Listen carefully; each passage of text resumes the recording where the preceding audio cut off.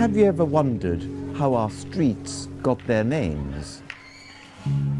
How sometimes there's more than one name for a street, one in English, one in Spanish, and how those names have evolved? Well, I'm going to begin to answer those questions today.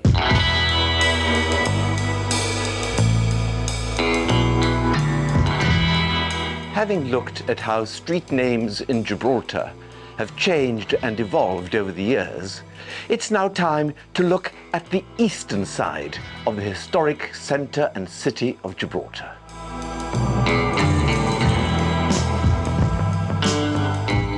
This is Governor's Street, but to the British, originally it was known as Governor's Garden Street.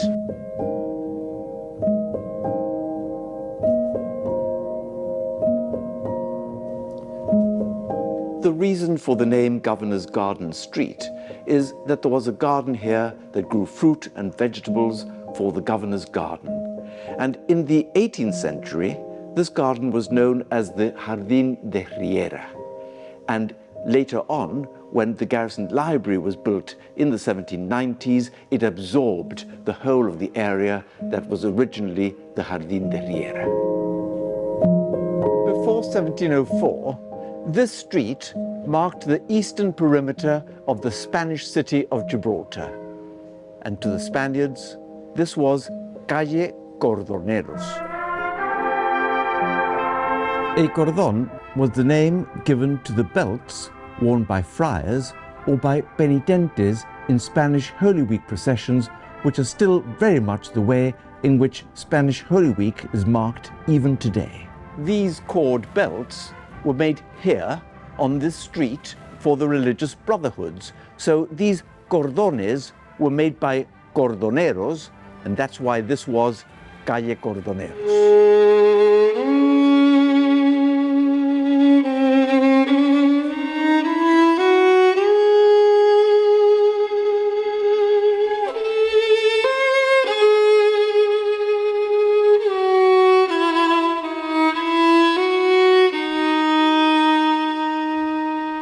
This is part of the original entrance arch to the Church of St. Francis, now the King's Chapel. And carved into this arch, you can see as a motif the Franciscan belt, the cordon, with the knots that were distinctive to the Franciscans. You can see them here. So these are the Franciscan knots on the cordones of the Franciscans who built this church.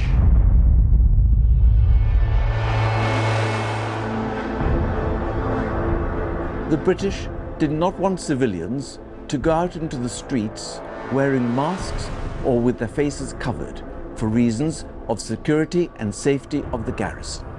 People had to show their faces. So after 1704, when Gibraltar was taken, it was ordered that Holy Week processions would no longer be allowed. And so that was the end of the cordoneros and the cords worn by the penitentes. Coming back to Governor's Street, this is an interesting house, number 50 Governor's Street. It was here that the Loreto nuns first set up the convent when they arrived in Gibraltar in December 1845, 180 years ago.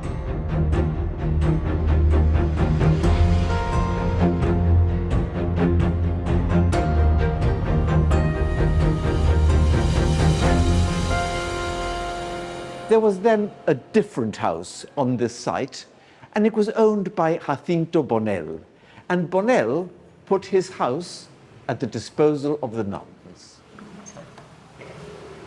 The nuns moved out in 1847 and went to Don Place on Governor's Lane, and Jacinto Bonell then built himself a grand new house here on this site, the house we see here today.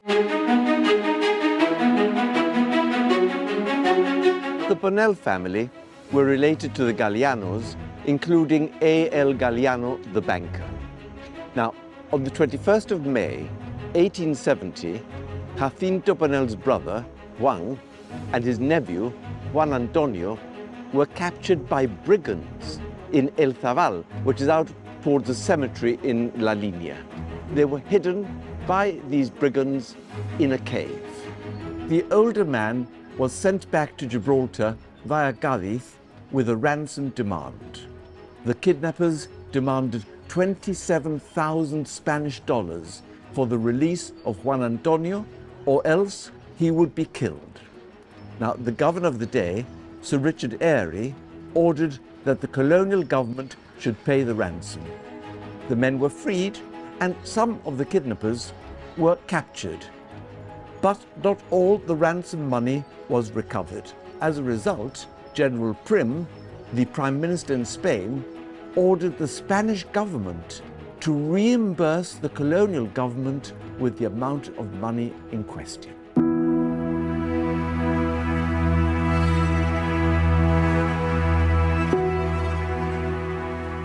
The Bonnell family was again in the limelight at the end of the 19th century. The last of the line was Maria Teresa, and she was unmarried, and she got her lawyer, Horace Parodi, to write her will. Horace Parodi had his chambers here in Market Lane, and Horace Parodi was the founder of the law firm which is today Isolas, and that makes it the oldest law firm in Gibraltar.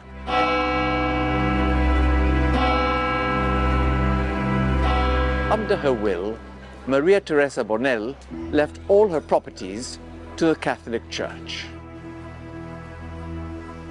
The Bonnell properties included this house in Cathedral Square.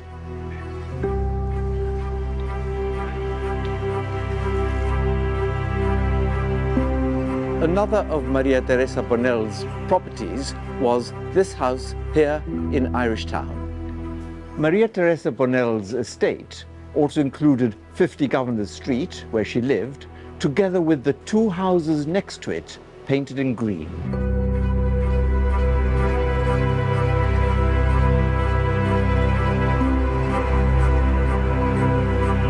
Of course, the Galliano family, her nephews, contested the will. They said that the old lady was not of sound mind, but they lost the court case.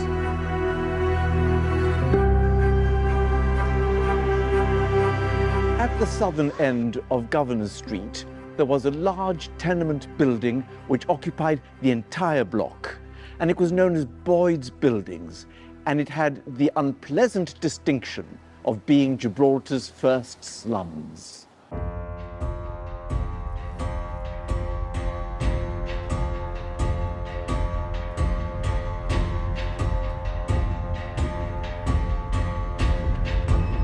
The original block was a rambling, insanitary place.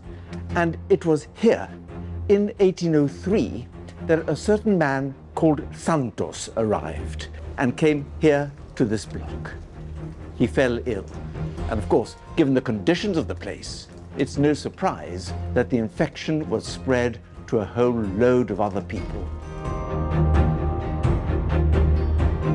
In the end, almost half of Gibraltar's civilian population died of yellow fever in this first major epidemic to afflict Gibraltar.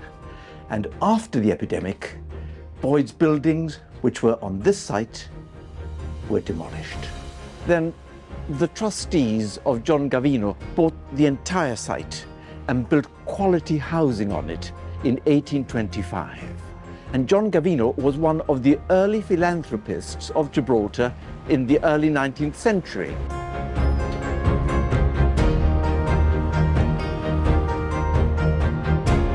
This internal passage is called Gavino's Court in honor of John Gavino. And it is to our shame that we do not properly recognize and remember John Gavino today. One of the families that took up residence in the new Gavino's estate was the Peacock family. And a member of the Peacock family, Adelaide Peacock, who was later to become the mother of philanthropist John Mackintosh, lived here in the corner house.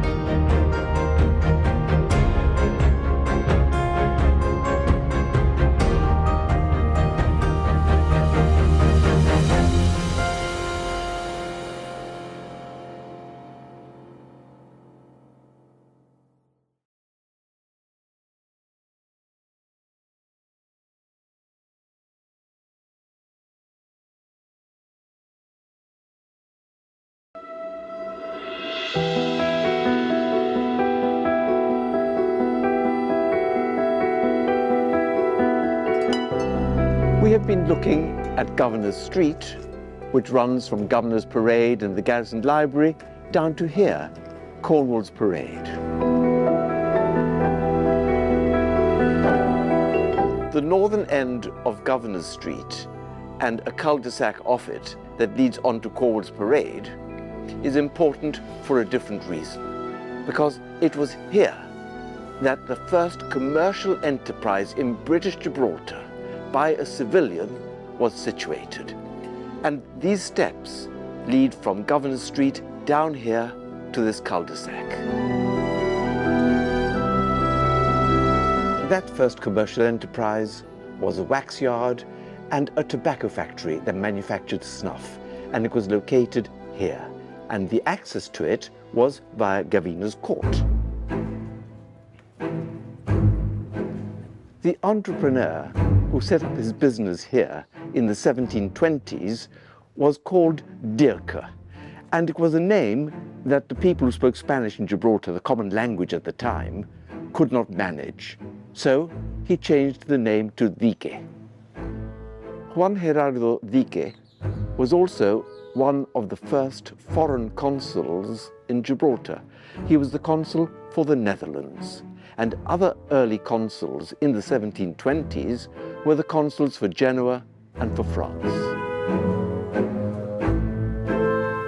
Dique's daughter went on to marry Andrew Gavino, and that's why this place is called Gavino's Passage. And Andrew Gavino was the father of John Gavino, who later went on to become a philanthropist and left all his money for the poor in Gibraltar. The name of this square at the bottom end of Governor's Street was originally the Green Market, and that is because there was a fruit and vegetable market in what had previously been a Spanish church in the time when Gibraltar was Spanish. And that was the Church of St. John Lateran, right here behind me. It later became Cornwall's Parade because it linked up with Cornwall's Lane.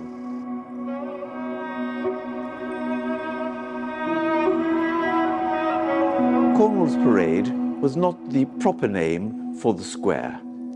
If we look at old editions of the Chronicle, we'll see that it's actually Cornwallis Parade. And that makes a lot of sense because Cornwallis was the governor immediately before General Elliot, who defended Gibraltar during the Great Siege of 1779 to 1783. And somewhere along the line, the I in Cornwallis became an apostrophe. I believe we should rename this square Cornwallis Parade and restore the original proper name and do away with that meaningless name, Cornwall's Lane.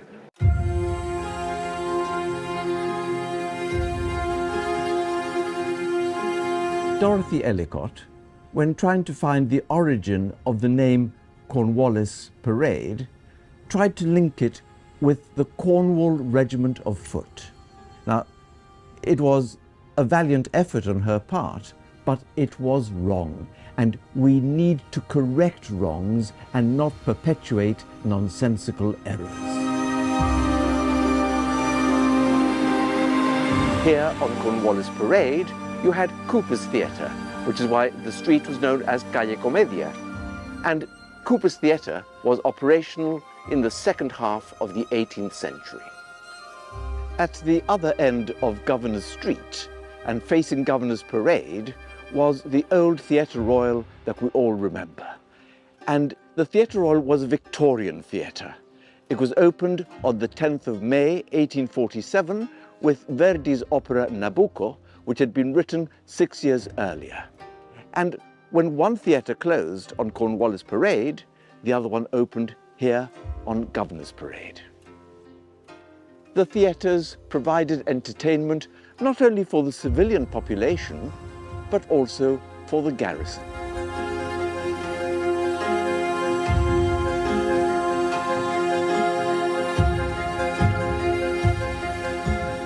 The two squares, Cornwallis Parade and Governor's Parade, were home to a number of military buildings.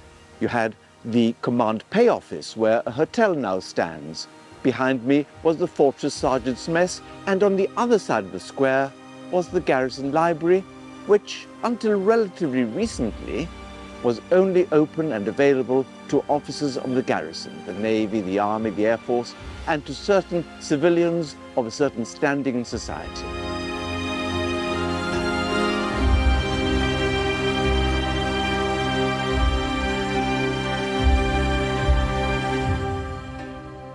Ordinary civilians weren't allowed to enjoy the library and its gardens for many years. Indeed, during World War II, at the beginning of the war, before the evacuation of Gibraltarians, there would be military concerts given here in the library garden, and civilians would gather in the square outside to hear the music.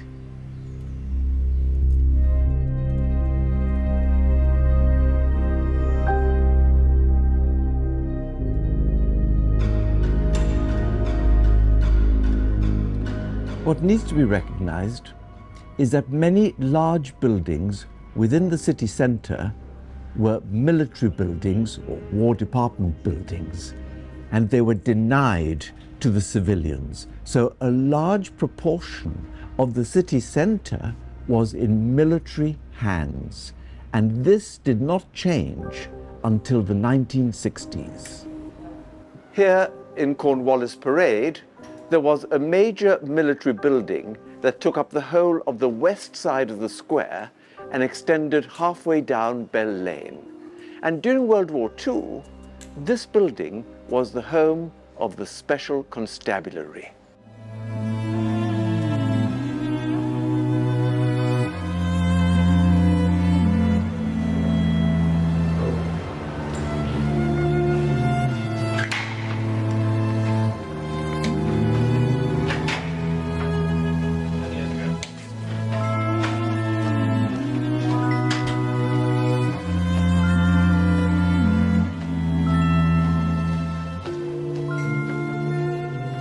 The commandant of the Special Constabulary was Lionel E. Mossey, known to everybody as Lily E. Mossey. He was also president of the Chamber of Commerce during the difficult years of World War II and in the following years whilst Gibraltar was reconstructed.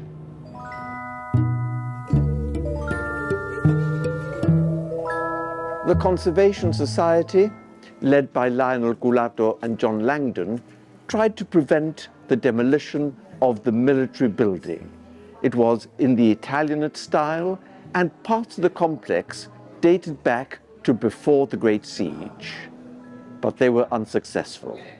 And the building that we see here today is much taller and much greater in mass than the original. The harmony of the Victorian Square has been lost forever.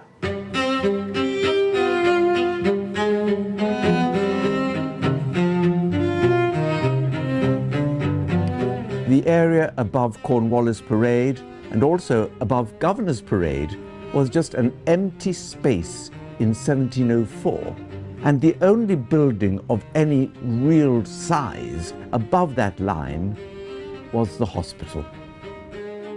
This was the site of the hospital in Spanish times, and the hospital was then taken over by the British and rebuilt as a military hospital, rebuilt again by General Don, and finally rebuilt in 1882 when it was known as the Civil Hospital.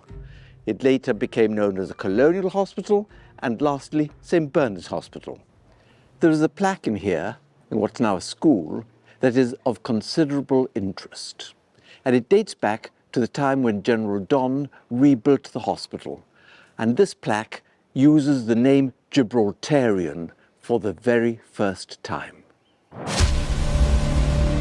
It was at the time of the siege of 1727 that a temporary church made of wood was built here on this flat ground in front of the old hospital.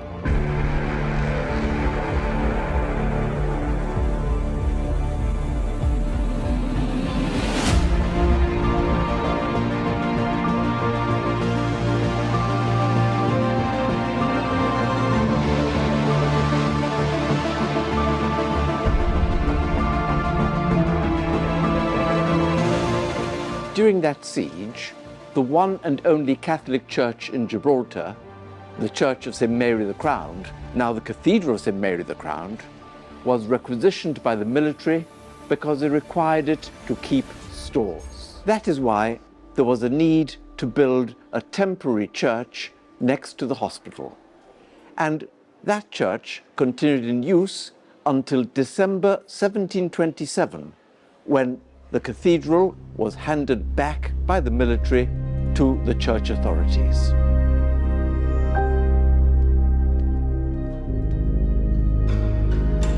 Not surprisingly, there was a cemetery next to the old 18th century hospital, and it was just here. It was closed down in 1704 and then briefly reopened when the temporary church was built over here during the siege of 1727. Governor Street and the squares at either end and the site of the old hospital tell only part of the story of the development of Gibraltar's city.